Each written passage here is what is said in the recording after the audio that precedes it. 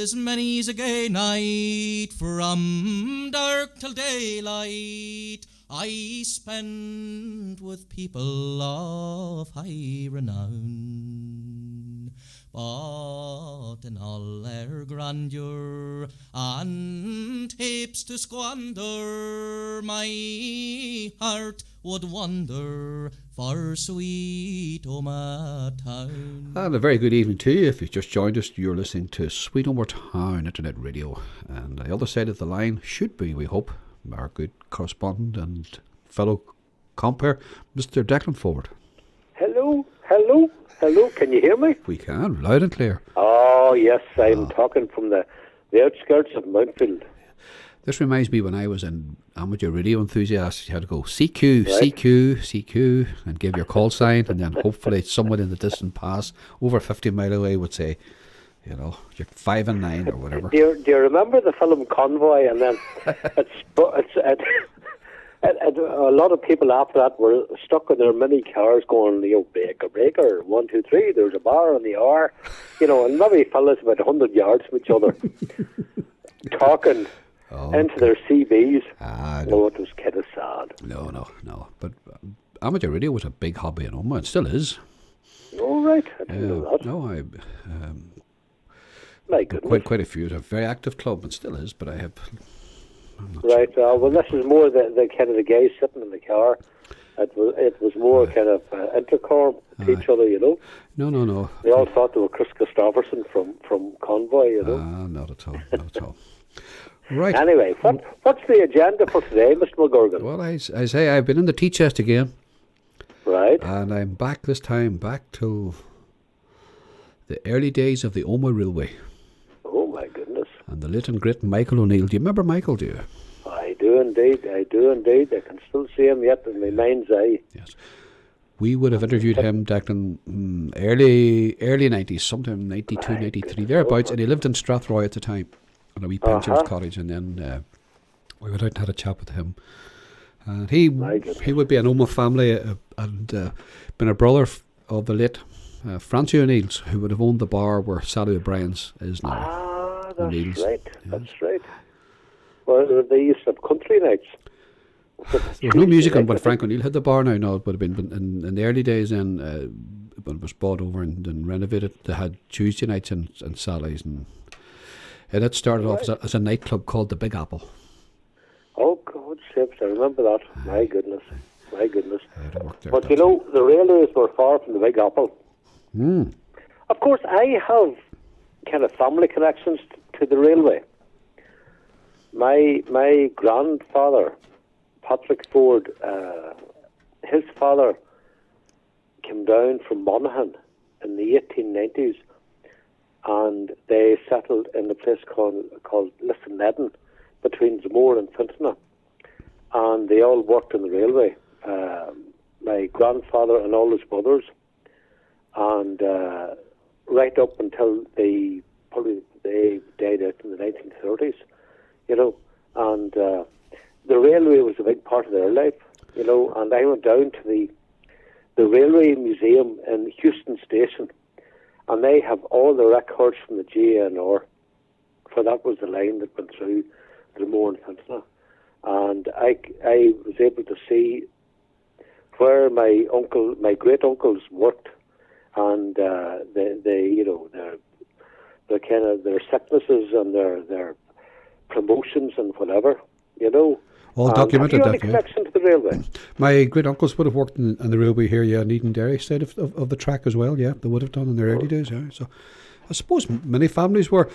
Then was your connection? Was there a railway house? Was it that they lived in, or was that their own house? Or because I knew some. Oh no, I think it was a railway house, and you know, looking at the old census from 1901, 1911, there were labourers and there were gangers and fencers, and in fact, a great uncle of mine, Daniel Ford, who he and his wife are buried in Melmount in Strabane, and he was a mason, and I thought that he had kind of veered off and, you know, found his own trade.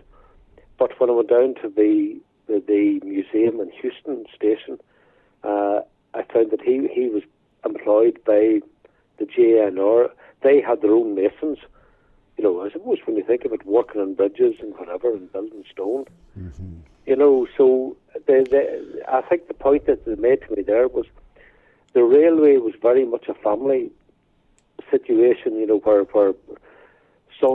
fathers and sons and brothers worked, and also they had that kind of connection where you keep, you know, it within the family and you look after railway families, you know. Yeah, they looked after and each yet other. Yeah. it all ended in the early 60s.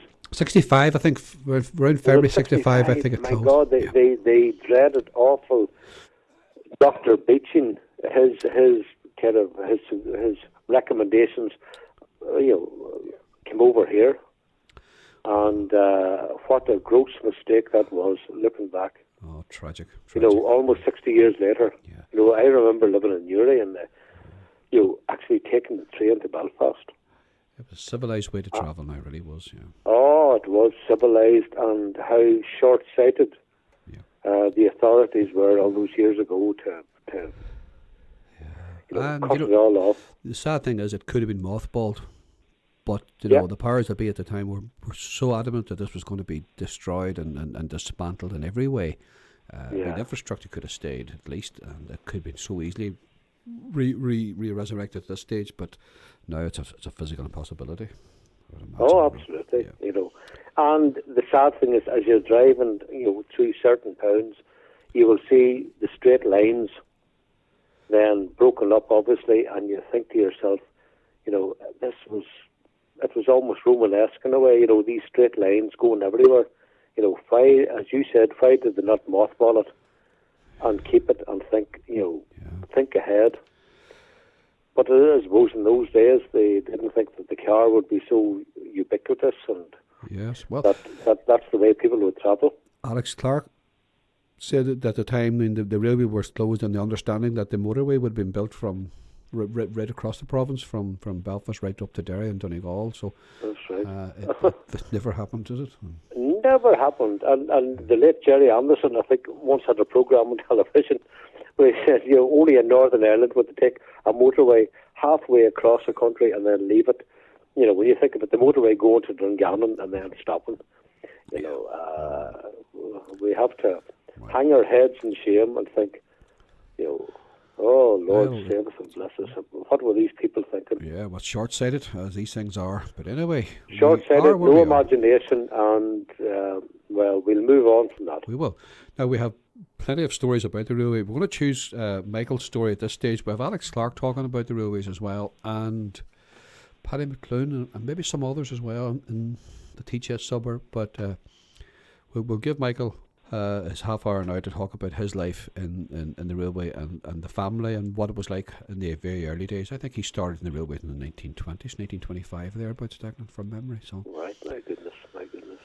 So without further ado, I remember those interviews. It was a pleasure and an honour to talk to Michael. You know, wasn't he a gentleman in every way? Yes, he was indeed. Well, here I look forward to hearing it, Donald. Okay, Declan, and have a good day, and we'll talk to you soon. Okay, all the best. All the best. I was born in 1919. My father, God rest him, was a foreman on the Great Northern Railway and a good store, and he had an accident at work. He broke his leg, and then he was transferred to the passenger station because the work wasn't so severe. It wouldn't have been, although it wasn't out of the railway, people weren't very sympathetic toward anybody like that have an accident. But anyway, he suffered from asthma, and he died in 1925. Right, and he had worked in Omagh then? He had worked in Omagh goods store, and then after the accident he had moved over to the passenger side, over, you know, where the passenger trains ran. And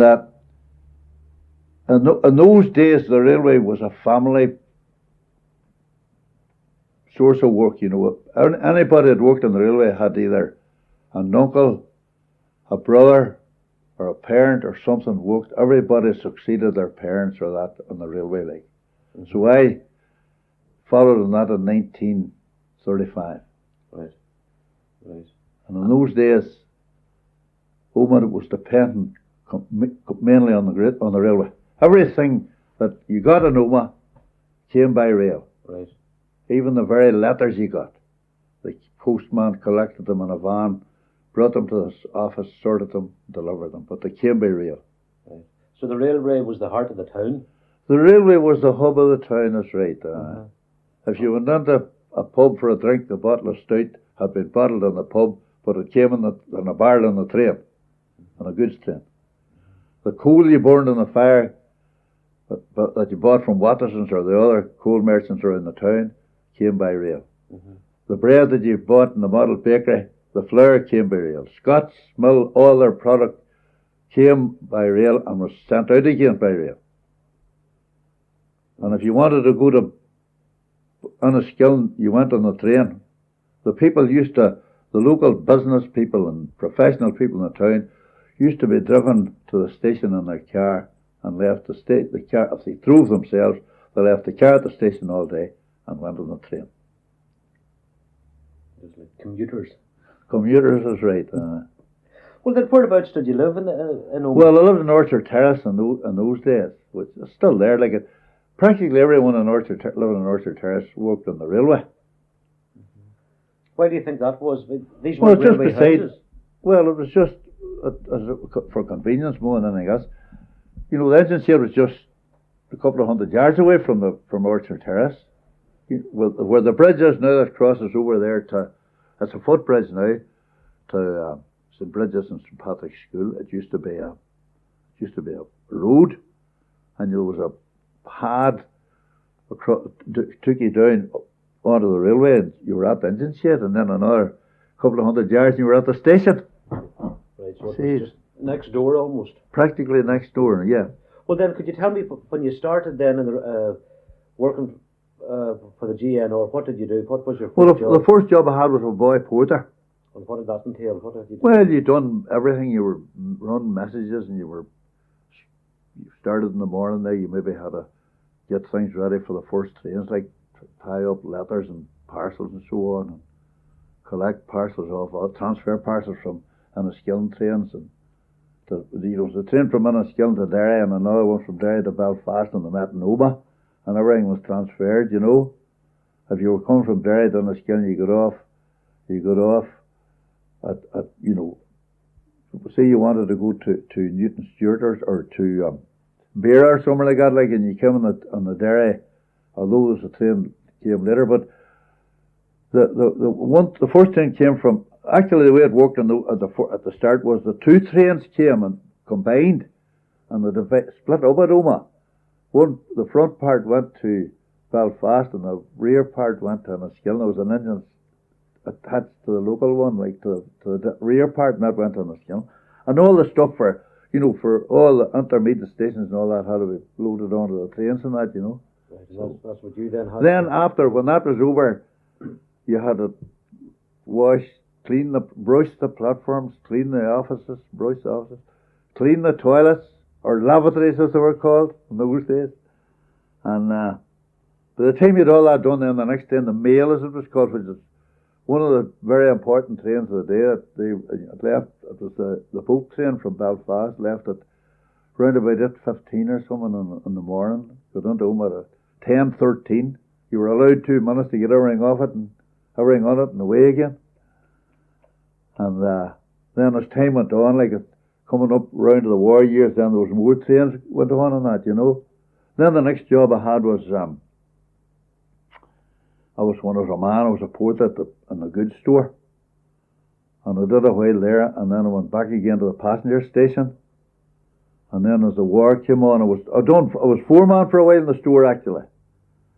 But I didn't like it very well. It was too much pressure on it, so I went back again to the passenger station. And but you not like having to tell the other men what to do? Well, that was one of the reasons, all right. Telling men older than myself, you know.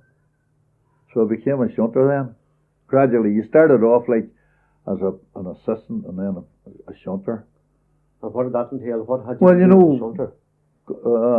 All your work was done mainly at night time. Trains, goods trains, and wagons been transferred from Belfast trains to Enniskillen, and Enniskillen trains to Belfast, and that sort of thing, you know, and empty wagons and stuff that had been loaded up here, like connected to trains and that, you know. There was a shunting engine there, and they shunted all the time, you know. Well, during the night, all the time anyway. And then during the day, you had deliveries to the market branch there in the morning times, and that, you know, all the bread went to the branch in the morning, you know, Inglis's bread and Hughes's bread and that. And the oil cars, as I called them, rail cars, they were the petrol, you know, the tankers that went, rail tankers, they went down, they were all discharged too. And Watterson's coal, and coal for the Trona Romana Hospital, County Hospital, all that went to the market branch. That all had to be taken down there, and the empty wagons taken away again, and that because, and then, you know, you were never idle actually, you know. So it was a 24-hour. There was 4 shunters actually. You know, there was 2 on at night, and 1 on and early, and 1 on late. And the only time that there was, you finished up at about 5 o'clock or that, maybe on a Sunday morning, and it started again then on Sunday night. That was the only time there was during the day on a Sunday, you know. Well, then during the war, of course, you had that all changed because you had trains running during the day on the war time on a Sunday as well, you know. So. And then after that, what happened then? Well, then in 1947, I was promoted to guard. Right. And I was sent to Derry. To live in Derry? I was transferred to Derry. You could be transferred anywhere, like, you know, on promotion, as they call it, you know, an Irishman's promotion. And I went to Derry in 1947, and I was in Derry until January 47 to 1948, June 48, and then I went on a skilling. During the war years, they had what was called turf trains. They ran from about 40, maybe, and it was turf from Donegal. And all that turf, they made special wagons from high crated wagons, and they loaded that turf on it at Strabane. It was transferred onto the tranship at Strabane. They loaded it as well at Kerrigan's and St. Johnson, and then onto Strabane, and it went to Dublin. Well, when the coal situation improved a bit, that there was less demand for the turf, and eventually the turf trains were taken off altogether. That left too many yards, and there is why I was transferred on a skilling then. How long did you stay in a skilling? I was in a skilling from 1948 to 1956. And then I've come back to Omagh again. Right. From about, from about April. About April, I think it was. A man retired in April. And then I was transferred again about June, I think it was, to Belfast. And did you lived in Belfast then? Lived in Belfast then. And in Belfast, the writing was on the wall then. I could see the writing on the wall for the railway. So I got out of it. 1957, I left the railway. And that's nearly 10 years before it did. Well, in a skill line, it closed then, you see. And when the Belfast men started to come in, like, I knew, like, the writing was on the wall, so that was the end of me as far as the railway was concerned. So from 1935 to 1957. 2nd of March 1935. And what did you do then? Well, I got a job for a while with the Belfast Corporation Transport Department. Mm-hmm. I stayed with them a few years, and then I got a job in the post office. In Belfast? Yeah. Right. And then, when did you come back down to Omagh? 1974. 74. And I retired in what year did I retire? 1984. Was it 84? Ah, that's right. 1984. You missed Omagh. You wanted to come back down. Well, it did, you know, but after a while I was here, Sorrel left, you know, Sorrel came at all. Right. Because it was so quiet compared. Well, it wasn't that it was so quiet, like, but, you know, when you're away from a place for so long, it never occurs to you that things have changed. You imagine things are still the same as they were before you left. So. Well, did you see many changes in Omagh then? In the period? Well, faces changed. Mm-hmm. You know, mainly faces. You know, a surprising number of people that didn't know in the place, you know. And did you see a big increase in the population? Oh, there was, surely. Oh, What about the town itself, the fabric? well, the town, you know, the shops had all changed. There was, you know, there was very few of the old shops that were there whenever, you know, the days when people, the local merchants lived above their own shops. There was none of that anymore, you know. Everybody had moved out of home. All the businessmen had moved out of home. You know. And you think the town centre has changed? Well, the main street itself, like, it's still as main as ever it was, you know. But you know, it's the shops and that's changed, you know. Like the post office, and my day, like from the first time I had any dealings. Now, when I say dealings, I mean going in to buy a halfpenny stamp or something. It has been in 3 different places. The post office, you know. That was one. The post office, the new present post office, is a bit of a change. And like the banks are all different and that sort of thing, you know. And what about the people themselves? Well, there's, you know, you know, it's funny about people. You think, you know, that when you're living among people, you know, they're very affable, outgoing, and all that sort of thing, you know. You know, they're very welcome to strangers and all that, you know. And then when you come back again, like, you realise that, you know, they're not just as friendly as you might have thought they were, you know. I don't say it about them all, like, you know, but that's a funny thing. They used to say used to be a great saying on the railway, you know, if you can avoid it, never go near any skill nor near it, because the people are very hard to get, you know, they're very distant and that sort of thing, not very friendly. And how did you find the unskilled people? Oh, well, I got used to it. It grew on me, like, you know, I hadn't much choice, really, you know. But it was I used to find it a terrible, at the start, like, I couldn't cope with Sundays on it at all, you know. Why? Oh, it was like a graveyard just on a Sunday. Terrible place altogether. Well, anyway, we were talking earlier on about the GNR and your father having an accident.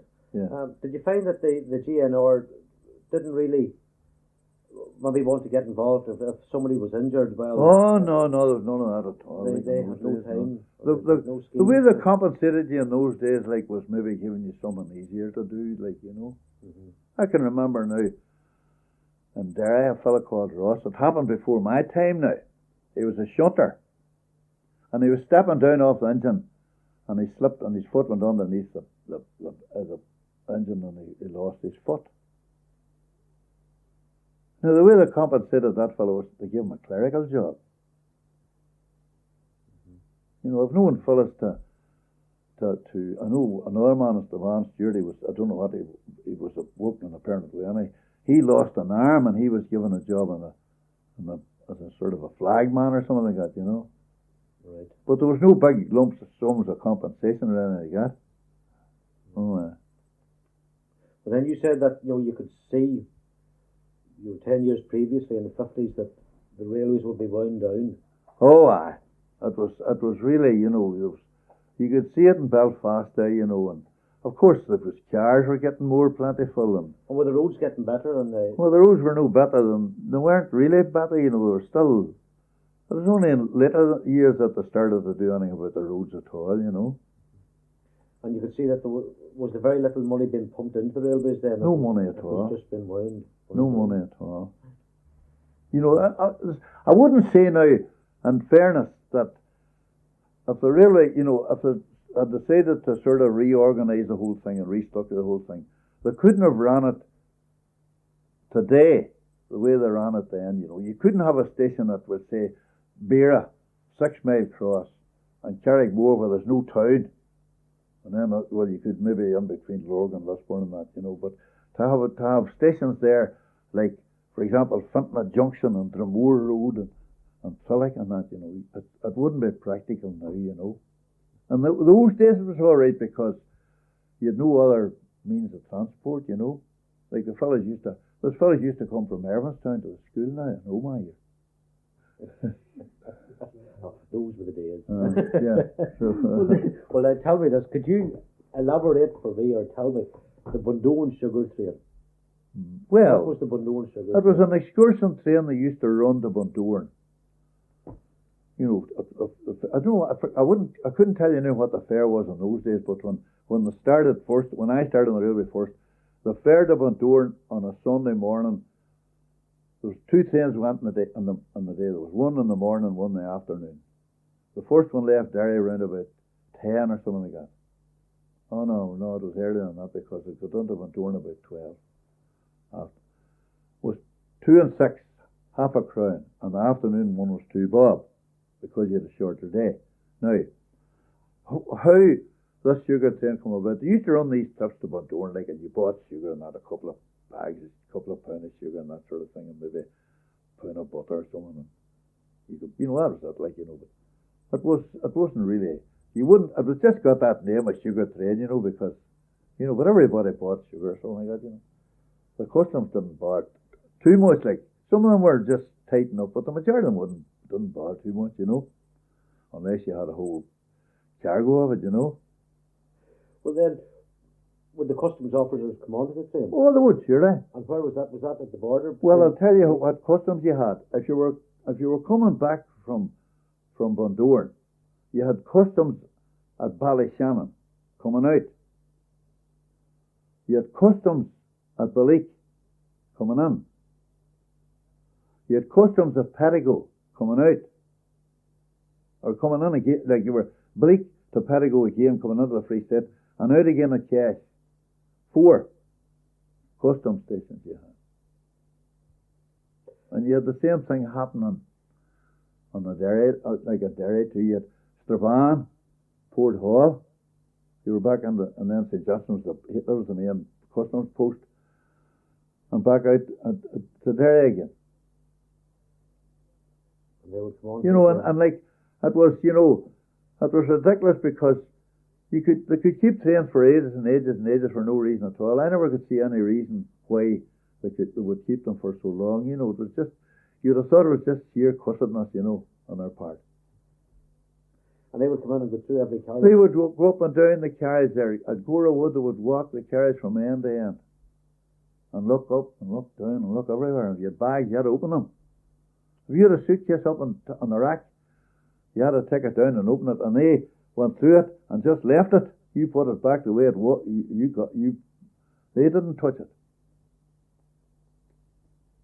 Oh, there were some gentlemen among the customs and excise, I'm telling you. And I'd say you would get to know you wouldn't have known which side was the worst, Right, undoubtedly there was decent fellas among them too, there was fellas like that wouldn't buy you or anything like that, or wouldn't bother.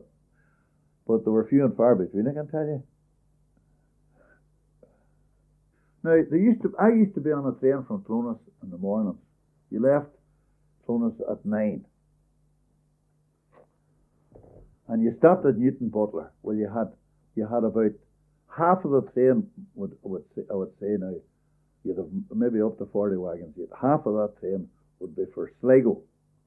There was a big mill and Ballasadair grain mills, and most of that was grain. And then the other half would be maybe for Bundoran, not the other half, but there'd be a few more wagons maybe for Ballyshannon and Bundoran, Pettigo. And then the rest would be drink for Enniskillen and that, Well, you would get to Newton Butler, and the customs officer would say to you, he wouldn't say to you, he'd say to the foreman at Newton Butler, I want to sample out of Blake's white there, and I want to sample out of somebody else's red.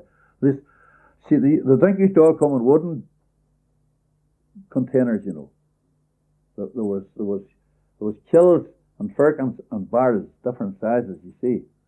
And the wholesalers like Blake's and Enniskillen and that, they bottled their own stuff, you see, so they got larger quantities of it, you see. But the customs had to get a sample of that. And it was, maybe they take a sample out of Blake's a day and somebody else's the next day and that sort of thing, you see. And that went to the excise people to see that it wasn't too strong, it wasn't too light, it was the right gravity, And that would take ages because they had to spile those bars, what they call spile them. See, they were all airtight, and you had to put a long wooden spike. There was a fella had it was a long wooden spike, and he hammered it into the top of the barrel.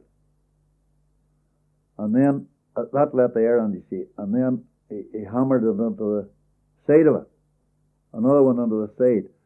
But when he took the one out of the top, you see, that let the air down on it, and he pulled the other one out, and they let it out. Now he had a big long jug about that length there, very narrow tipper jug, and he just held the lip of this, and the fourth or double X, as it was single X and double X in those days, poured out into this big jug. And they filled these bottles. They were big, long, narrow bottles. And they put labels on them, and all the details, the number of the barrel it came out of, the name of the place it was going to, and all the rest of it. And then that man was credited for whatever loss was out of that. The customs allowed him that. Well, you could guess the length of time that took. You know. And then, it happened at all border posts there where there was, it's probably happened at Gorawood as well, Is it just standard practice then? Oh, yes, it was the customs had to have their, and you had to have documents and all for, if you had, you used to go, what's this they call them? Oh, I've got to forget them now. But they had these advice notes, that's what it was. They had these advice notes for wagons. If you got, we'll say, a load of stuff at Bundoran for anywhere in the Free State, anywhere beyond Clonus, you got these, all those wagons had to be noted down. The numbers of them had to be noted down and put in a sealed envelope. And you handed, the man was taking the train like going to Clonus the next day or that, had to hand those on at Newton Butler. And if you didn't have one of those wagon numbers on that note, you had to take it off and leave it there. And there's only a sheet of paper just was on the side. There were, it was, looking back, like it was terrible petty, And was there much smuggling went on? There was, surely. It went on, surely. It would be, then there was a customs and an organisation customs. This was later on now after the war was the war was over and they were still smuggling. They used to call them water rats. They used to drive around in cars there. They could land anywhere. And just have a look around things. And I've known them to dig up gardens. Somebody suspected of smuggling and they dug up gardens. Well, then, looking back over growing up in Omagh and then over the years, what would you say were the biggest changes in Omagh? I suppose with regard to the railway, it was the demise of it. Well, that was one of the things. That was a terrible disaster, like for not, although I suppose it didn't affect me, like, but for the men that worked on it, it was a terrible, fellas there maybe 40 years, that, Must have been a great like shock. the wages wasn't big in the railway, like, but you could get by on them, sort of thing. There's always wee perks here and there, like that you could, When I started working first, I was telling you about the reduction that they reduced the wages in 1932. It was actually by 7.5%, and that was what caused the strike. The 7.5%.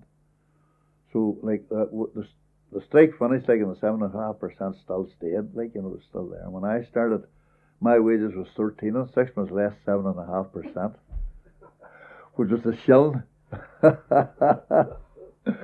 And you progress from that. So.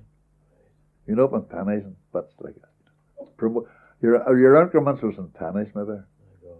13 and 6. What do you see? What was it? 15 and 8 pence or something. But it was a living wage. Well, you could, as I say, like there was perks, like you do wee jobs for somebody, you get maybe a tanner for it, to take you the pictures or buy you 10 players, and it had its moments,